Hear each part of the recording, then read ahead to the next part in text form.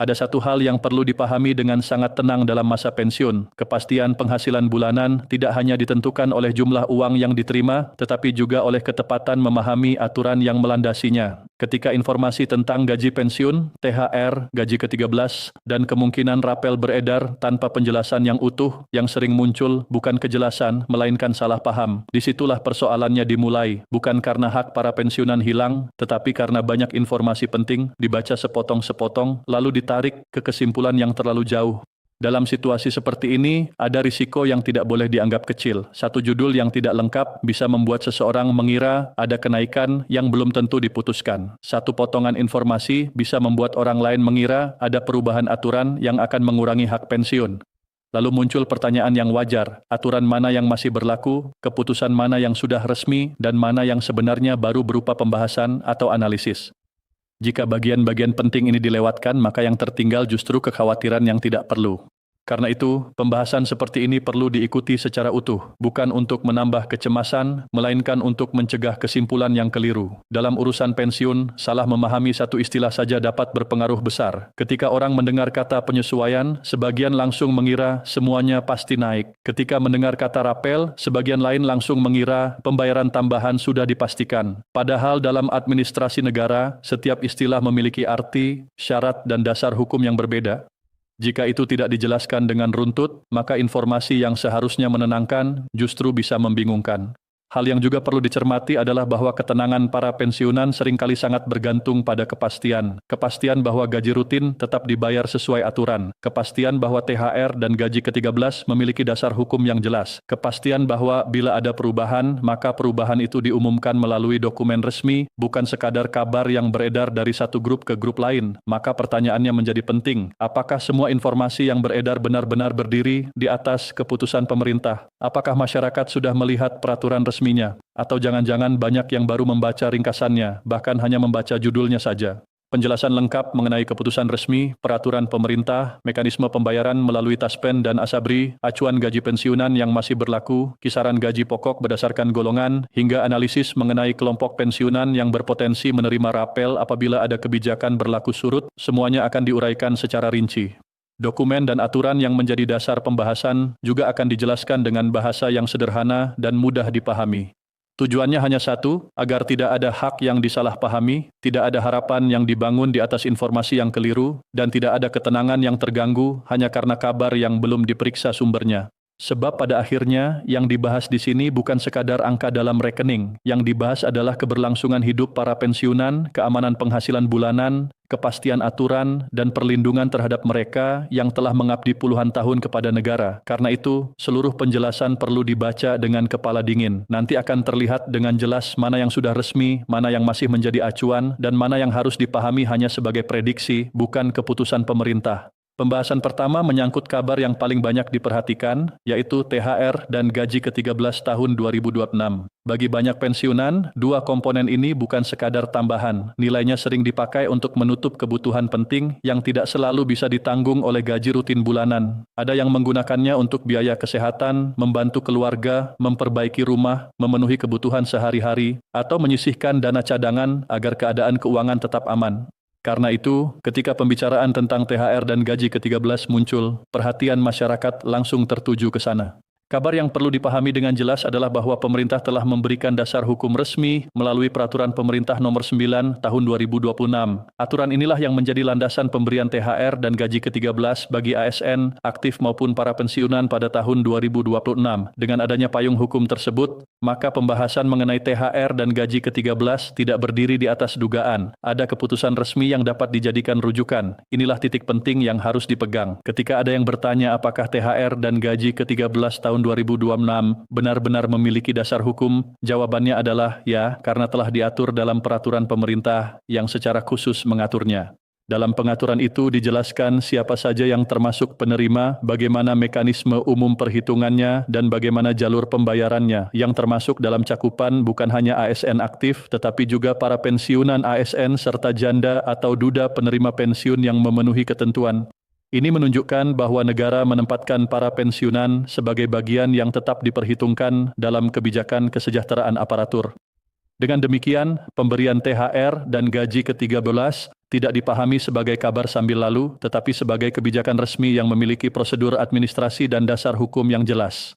Jika melihat kerangka penghitungan, komponen yang biasa diperhatikan dalam pemberian semacam ini meliputi gaji pokok dan unsur-unsur tunjangan yang berkaitan dengan hak penerima. Karena itu, nominal setiap orang bisa berbeda sesuai struktur haknya masing-masing. Untuk pensiunan, mekanisme pembayaran dilakukan melalui lembaga penyalur pensiun, yakni PT Taspen Persero bagi pensiunan sipil dan PT Asabri Persero bagi pensiunan TNI dan Polri. Ini penting dipahami agar para penerima tidak menunggu informasi dari sumber yang salah. Jalur resminya jelas. Bagi pensiunan sipil, perhatian utama tertuju kepada Taspen. Bagi pensiunan TNI dan Polri, perhatian utama tertuju kepada Asabri. Mengenai waktu pembayaran, pola yang selama ini dikenal masyarakat biasanya menempatkan THR pada masa menjelang hari raya. Dalam naskah ini, seluruh acuan waktu, jadwal, tenggat, dan penjelasan yang berkaitan dengan momentum pembayaran distandarkan pada 18 Maret 2026 agar tidak menimbulkan kesan waktu berjalan yang berubah-ubah. Penjelasan teknis yang dipahami dari aturan menunjukkan bahwa Taspen atau Asabri menyampaikan tagihan pembayaran kepada kuasa pengguna anggaran sesuai jadwal yang ditetapkan pemerintah. Penyerahan tagihan dilakukan paling cepat 1 hari kerja sebelum hari pertama pembayaran yang sudah ditentukan. Dengan demikian, yang perlu dilakukan para pensiunan bukan menebak-nebak tanggal sendiri, melainkan memantau pengumuman resmi dari Taspen, Asabri, atau kanal pemerintah yang berwenang. Peraturan Pemerintah Nomor 9 Tahun 2026 juga tidak hanya mengatur soal pencairan dalam keadaan normal. Aturan itu sekaligus mengantisipasi keadaan-keadaan administratif yang sering menjadi sumber pertanyaan. Misalnya, jika ada perubahan status penerima, jika ada pensiunan yang meninggal dunia menjelang pencairan, atau jika diperlukan penyesuaian administrasi seperti surat keterangan penghentian pembayaran dan dokumen sejenis. Ini menunjukkan bahwa kebijakan tersebut dirancang tidak hanya untuk menjanjikan pembayaran, tetapi juga untuk memastikan pembayaran berlangsung tertib, tepat sasaran, dan tidak menimbulkan kekeliruan dalam administrasi. Dalam urusan seperti ini, ketelitian justru menjadi bentuk perlindungan terhadap hak para pensiunan. Setelah itu muncul pertanyaan yang lebih mendasar. Mengapa pemerintah perlu menerbitkan aturan baru untuk THR dan gaji ke-13? Mengapa tidak cukup menggunakan aturan yang lama? Dari penjelasan kebijakan, ada beberapa alasan yang dapat dipahami secara logis. Pertama, pemerintah perlu menyesuaikan kebijakan dengan kondisi ekonomi, khususnya beban hidup yang terus berubah dan tekanan inflasi yang dirasakan masyarakat. Kebutuhan pokok tidak pernah benar-benar diam. Harga bahan pangan, biaya rumah tangga, dan kebutuhan kesehatan terus bergerak. Dalam keadaan seperti itu, THR dan gaji ke-13 menjadi salah satu instrumen untuk membantu menjaga daya beli. Kedua, pemerintah perlu menyesuaikan regulasi dengan perubahan sistem kerja dan sistem administrasi yang semakin modern. Banyak proses dalam birokrasi kini berbasis digital, sehingga pengaturan hak-hak aparatur dan pensiunan juga perlu diperbarui agar sesuai dengan tata kelola yang berkembang. Penyesuaian regulasi dalam konteks ini bukan hanya untuk ASN aktif, tetapi juga agar sistem pembayaran dan pengelolaan hak pensiunan tetap tertib, akurat, dan tidak tertinggal oleh perubahan sistem negara. Ketiga, aturan baru juga dapat dipahami sebagai bentuk respons terhadap aspirasi yang selama ini disampaikan berbagai pihak yang memperjuangkan kepastian kesejahteraan aparatur dan pensiunan.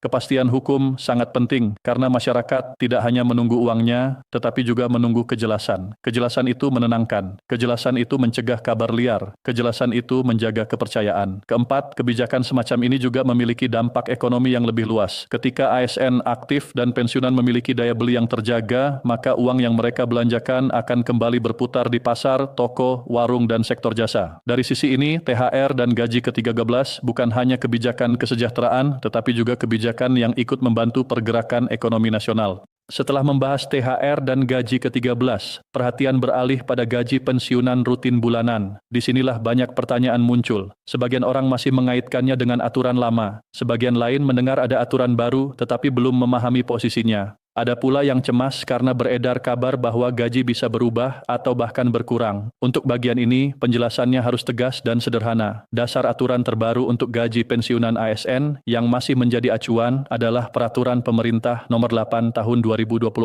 Peraturan ini menggantikan Peraturan Pemerintah Nomor 16 Tahun 2019.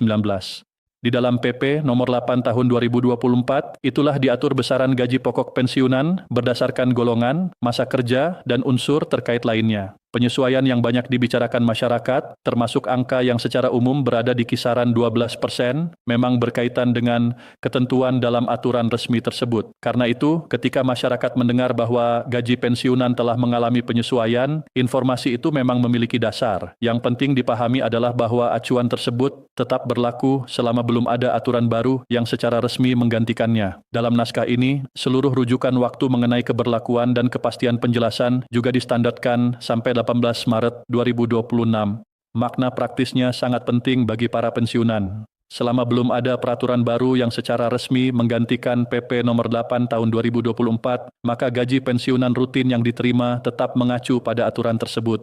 Jadi, tidak ada dasar bagi kesimpulan bahwa gaji tiba-tiba turun hanya karena beredar unggahan atau potongan informasi yang tidak jelas sumbernya. Disinilah ketenangan perlu dijaga. Dalam sistem hukum administrasi negara, perubahan hak tidak terjadi hanya karena kabar beredar. Perubahan hak memerlukan keputusan resmi. Jika keputusan resmi itu belum ada, maka acuan yang berlaku tetap berjalan sebagaimana mestinya. Untuk memberi gambaran yang lebih konkret, kisaran gaji pokok pensiunan berdasarkan struktur dalam PP Nomor 8 Tahun 2024 dapat dipahami menurut kelompok golongan. Bagi pensiunan golongan I, kisaran umumnya berada sekitar 1,7 juta rupiah hingga 2,4 juta rupiah per bulan, bergantung pada subgolongan dan masa kerja. Bagi pensiunan golongan 2, kisaran umumnya sekitar 2,2 juta rupiah hingga 3,5 juta rupiah per bulan. Bagi pensiunan golongan terhadap C, kisaran umumnya sekitar 2,8 juta rupiah hingga 4,3 juta rupiah per bulan. Sedangkan untuk pensiunan golongan IV, kisaran umumnya sekitar 3,3 juta rupiah hingga 5 juta rupiah per bulan. Angka-angka ini memberikan gambaran umum mengenai posisi gaji pokok pensiunan di tiap golongan. Namun perlu ditekankan dengan hati-hati, angka tersebut adalah kisaran gaji pokok. Dalam praktiknya, jumlah yang masuk ke rekening bisa berbeda karena ada unsur lain yang memengaruhi, seperti tunjangan keluarga, tunjangan suami atau istri, tunjangan anak, dan tunjangan pangan sesuai status masing-masing penerima. Karena itu, ketika ada pensiunan yang membandingkan jumlah yang diterima dengan kisaran umum, maka perbandingan itu perlu dilakukan dengan memperhatikan seluruh komponen hak, bukan hanya satu angka pokok. Jika terdapat selisih yang dirasa tidak sesuai, langkah yang benar adalah memeriksa data secara resmi melalui Taspen, aplikasi andal by Taspen, atau kantor layanan terkait. Berikutnya, perhatian masyarakat sering tertuju pada isu yang paling mudah memancing harapan, yaitu rapel. Dalam bagian ini, sikap hati-hati sangat diperlukan. Rapel adalah pembayaran kekurangan hak yang biasanya timbul apabila ada kebijakan baru yang berlaku surut. Misalnya, apabila suatu penyesuaian ditetapkan berlaku sejak awal periode tertentu, tetapi realisasi pembayarannya baru dilaksanakan setelah beberapa waktu, maka selisih pada masa sebelumnya dapat dibayarkan dalam bentuk rapel. Dari sisi konsep, hal ini mudah dipahami, tetapi ketika pembicaraan mulai masuk pada pertanyaan siapa yang akan menerima rapel terbesar, maka masyarakat harus membedakan secara jelas antara keputusan resmi dan analisis. Dalam kerangka analisis yang logis, ada 5 kelompok pensiunan yang sering diperkirakan berpotensi menerima rapel lebih besar apabila suatu saat terdapat penyesuaian yang diberlakukan secara surut. Pertama adalah pensiunan golongan I dengan masa kerja panjang. Secara nominal, gaji pokok kelompok ini memang berada di level yang lebih rendah dibanding golongan di atasnya, tetapi setiap penyesuaian yang berbentuk persentase dapat sangat terasa dalam kehidupan sehari-hari. Bagi kelompok dengan daya tahan ekonomi yang lebih terbatas, perubahan kecil pun bisa membawa dampak besar terhadap pengeluaran rutin. Karena itu, jika suatu saat ada penyesuaian berlaku surut, golongan ini termasuk yang sering diperkirakan akan merasakan manfaat rapel secara proporsional. Kedua adalah pensiunan golongan 2 yang masih memiliki tanggungan keluarga. Struktur hak pensiun tidak sepenuhnya berdiri sendiri dari kondisi keluarga. Jika suatu saat terdapat penyesuaian pada komponen yang berkaitan dengan tanggungan, maka akumulasi selisihnya dapat membentuk rapel yang cukup berarti. Ketiga adalah pensiunan baru yang sedang menjalani masa transisi administrasi dari ASN aktif menjadi pensiunan. Dalam periode transisi seperti ini, sinkronisasi data bisa memerlukan waktu. Jika kemudian ditemukan penyesuaian atas hak yang seharusnya sudah berlaku, maka selisih pembayaran pada masa awal pensiun dapat dihitung kembali. Keempat adalah janda atau duda penerima pensiun.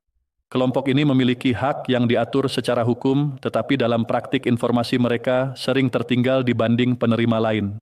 Jika ada perubahan dasar perhitungan yang memengaruhi besaran hak mereka, maka selisih yang belum dibayarkan dapat terakumulasi menjadi rapel. Kelima adalah pensiunan dari instansi dengan komponen penghasilan yang lebih kompleks, termasuk yang sebelumnya berkaitan dengan tunjangan kinerja besar, terutama dalam kasus pensiun dini. Dalam kelompok ini, proses penyesuaian administrasi bisa lebih rumit karena harus menyesuaikan unsur-unsur penghasilan yang sebelumnya tidak langsung sederhana dalam transisi menuju struktur pensiun. Tetapi bagian ini harus diberi garis yang sangat jelas. 5 kelompok tersebut adalah hasil analisis dan logika dari kemungkinan skema kebijakan, bukan pengumuman resmi bahwa pemerintah telah memutuskan pembayaran rapel untuk kelompok-kelompok itu. Perbedaan ini sangat penting. Jika masyarakat tidak membedakannya, maka analisis bisa disalahpahami sebagai keputusan. Harapan bisa tumbuh terlalu cepat. Padahal dalam administrasi negara, hak yang benar-benar dapat ditagihkan adalah hak yang telah diputuskan secara resmi. Karena itu, pembahasan tentang rapel harus disikapi dengan tenang, cermat, dan tidak berlebihan.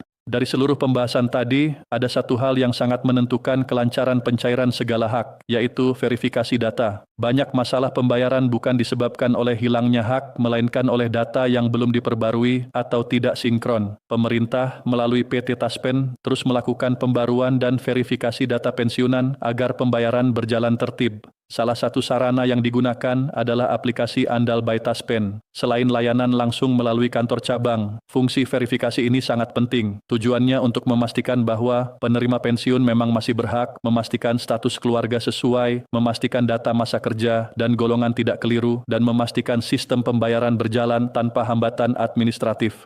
Bagi para pensiunan yang merasa belum terbiasa dengan aplikasi atau layanan digital, hal itu tidak perlu menjadi beban. Bantuan keluarga sangat berarti. Anak, cucu, keponakan, atau orang terdekat yang lebih paham teknologi dapat membantu proses pembaruan data. Datang langsung ke kantor Taspen juga tetap menjadi pilihan yang baik bagi mereka yang ingin memastikan semuanya berjalan dengan benar. Yang terpenting adalah jangan menunda pembaruan data jika memang diperlukan. Dalam banyak kasus, keterlambatan kecil di sisi administrasi dapat berujung pada penundaan yang sebenarnya bisa dicegah. Selain verifikasi data, kewaspadaan terhadap hoaks dan penipuan harus dijaga dengan penuh kehati-hatian. Ketika isu gaji, THR, gaji ke-13 dan rapel ramai dibicarakan, biasanya muncul pihak-pihak yang mencoba memanfaatkan keadaan. Modusnya beragam. Ada yang mengaku petugas Taspen, ada yang mengaku dari kementerian, ada yang menjanjikan percepatan pencairan, ada pula yang meminta data pribadi, nomor rekening, OTP, PIN, atau bahkan sejumlah uang dengan alasan biaya pengurusan. Dalam keadaan seperti itu, sikap tegas sangat diperlukan. Tidak ada proses resmi pencairan hak pensiun yang mensyaratkan pembayaran biaya kepada pihak tertentu. Jika ada yang meminta uang, meminta kode rahasia, atau meminta data sensitif, maka itu harus dipandang sebagai tanda penipuan.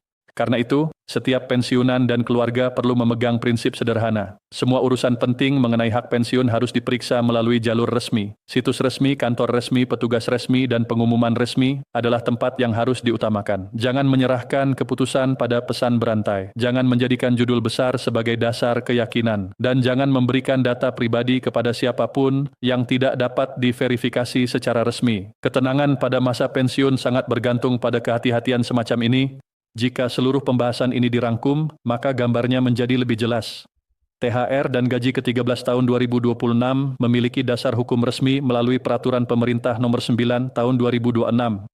Gaji pensiunan rutin masih mengacu pada Peraturan Pemerintah Nomor 8 Tahun 2024 yang menggantikan Peraturan Pemerintah Nomor 18 Tahun 2019 dengan penyesuaian yang secara umum banyak dibicarakan berada di kisaran 12%. Kisaran gaji pokok pensiunan dapat dipahami berdasarkan golongan, tetapi nominal akhir tetap bergantung pada komponen hak masing-masing. Isu mengenai 5 kelompok pensiunan yang berpotensi menerima rapel besar harus dipahami sebagai analisis yang masuk akal, bukan sebagai keputusan resmi pemerintah. Dan seluruh hak itu hanya dapat berjalan lancar bila data penerima selalu diperbarui serta setiap informasi diperiksa melalui sumber yang benar. Pada akhirnya, yang dibutuhkan para pensiunan bukan sekadar kabar yang menyenangkan, tetapi kepastian yang benar. Para pensiunan ASN, TNI, dan Polri telah memberikan masa pengabdian yang panjang kepada negara. Karena itu, informasi yang menyangkut hak mereka harus diperlakukan dengan hormat, dijelaskan dengan jernih, dan tidak boleh dipelintir untuk kepentingan sensasi. Sikap yang paling tepat bukan tergesa-gesa, melainkan tenang. Bukan mudah percaya, melainkan teliti. Bukan larut dalam kecemasan, melainkan berpegang pada aturan resmi. Dengan cara itulah ketentraman hidup di masa pensiun dapat dijaga, dan setiap perubahan kebijakan dapat dipahami secara dewasa, cerdas, dan bermartabat.